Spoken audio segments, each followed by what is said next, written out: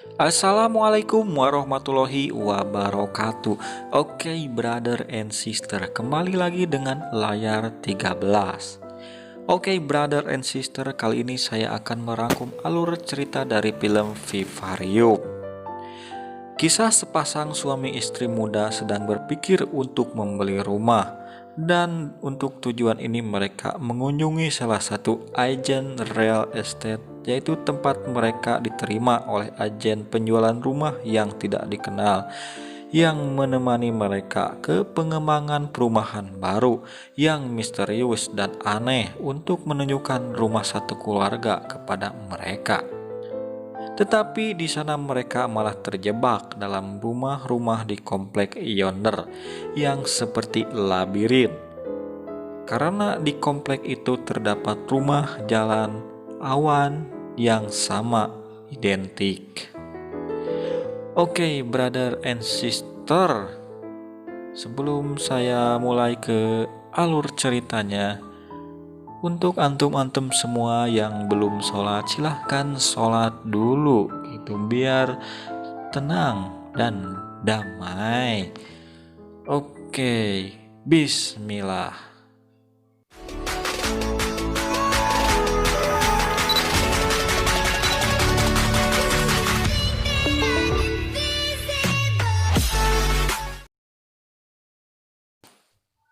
Film diawali dengan seorang wanita cantik, dan wanita cantik ini bernama Gemma. Dia adalah seorang guru TK. Gemma ini yang akan menjadi peran penting dalam film Vivarium ini.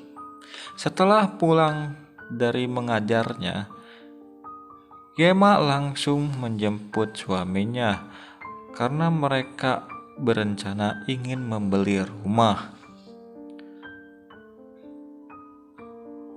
Dan mereka pun beranjak pergi.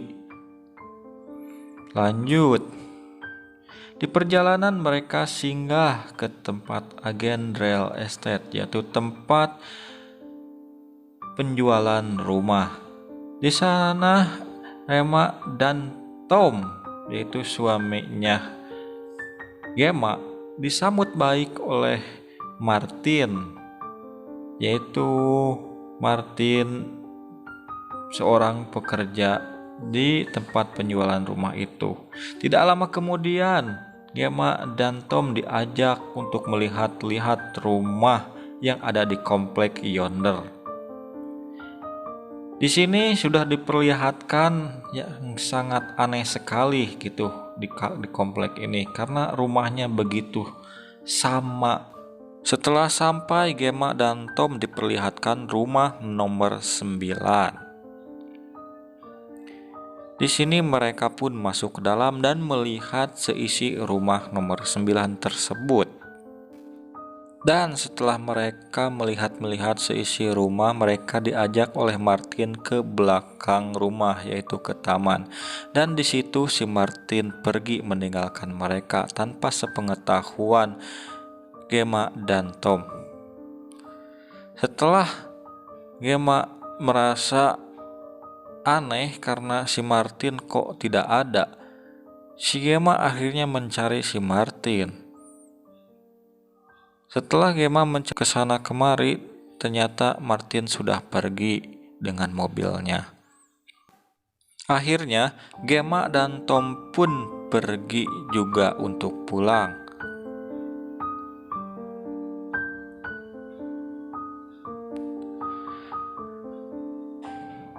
Di sini ketika mereka ingin mencari jalan keluar, ternyata mereka tidak menemukan jalan keluar karena jalan yang mereka lalui sama dan rumah-rumah yang mereka lalui juga sama. Akhirnya giliran Tom yang menjadi driver atau yang menjadi supir. Di sini diperlihatkan bahwa HP si Tom tidak ada sinyal. Setelah seharian mereka mengelilingi komplek, akhirnya mobil itu kehabisan bensin. Dan yang anehnya, bensin itu habis di depan rumah yang nomor 9. Akhirnya mereka pun nginap di rumah nomor 9 itu. Dan mereka pun meminum minuman es jeruk yang ada di rumah itu. Dan akhirnya mereka pun tidur di rumah itu.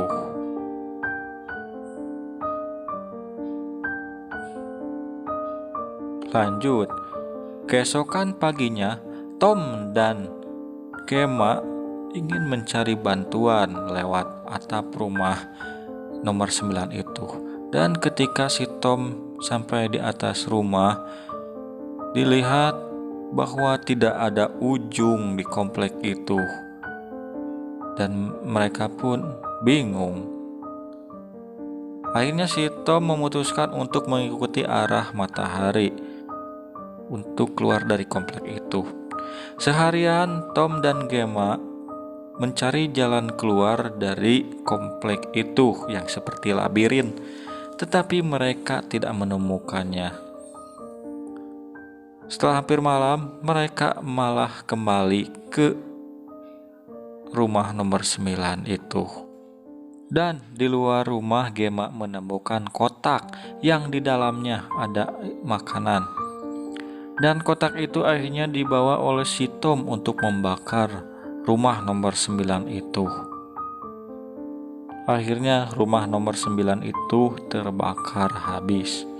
Dan mereka pun ketiduran. Keesokan paginya Gemma menemukan kotak lagi dan di dalamnya ada bayi.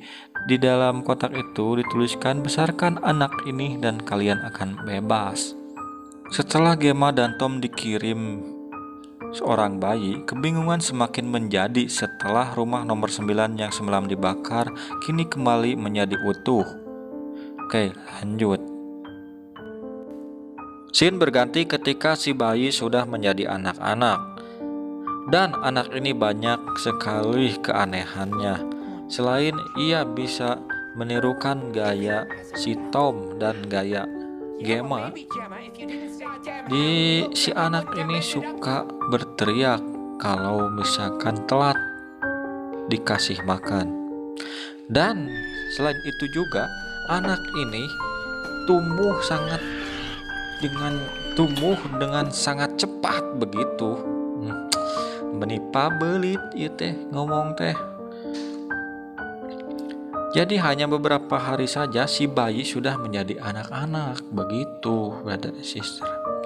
Oke, lanjut. Ketika si Tom melemparkan kuntung rokok itu ke rumput dan rumput itu langsung menjadi bulat, akhirnya si Tom pun menggali lubang untuk menemukan jalan keluar lewat bawah tanah begitu.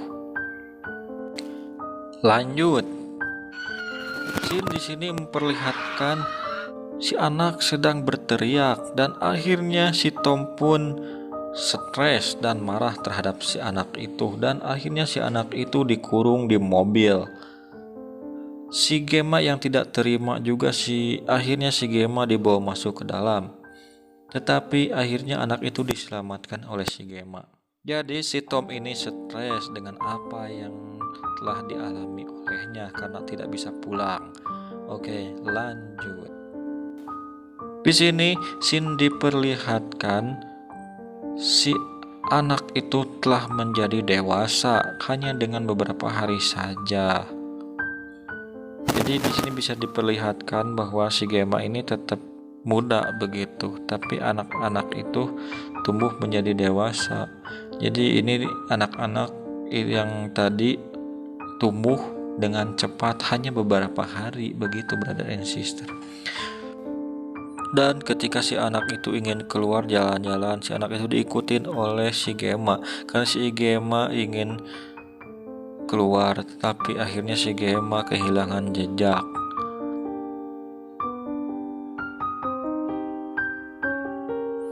Oke, scene pun berganti ke si Tom. Si Tom di sini yang terus berusaha menggali tanah agar bisa keluar dari tempat itu. Tetapi di sini si Tom malah menemukan sesuatu, yaitu malah menemukan mayat. mayat. Aduh. Dan akhirnya si Tom pun ke atas.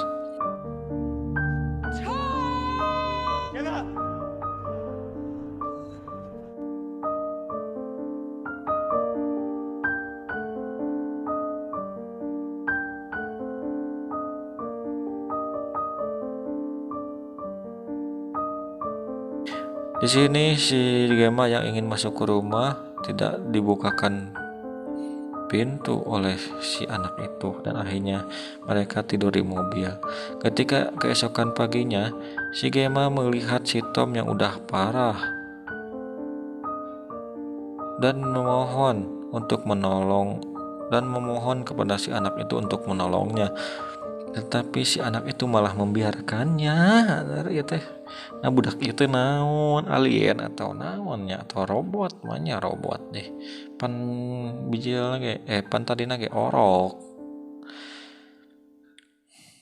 Tidak lama kemudian si anak itu membawa kotak yang di dalamnya adalah kantung mayat, yaitu kantung mayat buat si Tom. Dan akhirnya si Gemma pun menangis gitu, maksudnya menangis guys, menangis histeris. Dan si Tom pun dimasukkan ke kantong plastik itu dan dilemparkan ke lubang yang digali oleh si Tom itu sendiri. Aduh, jadi si Tom itu dari awal ya menggali kuburannya sendiri geningan. Aduh, film yang sangat membingungkan ini ya. Saya juga liar, saya juga pusing ini teh. Oke, lanjut. Scene berganti ketika si anak itu sedang ngobrol dengan si Gemma.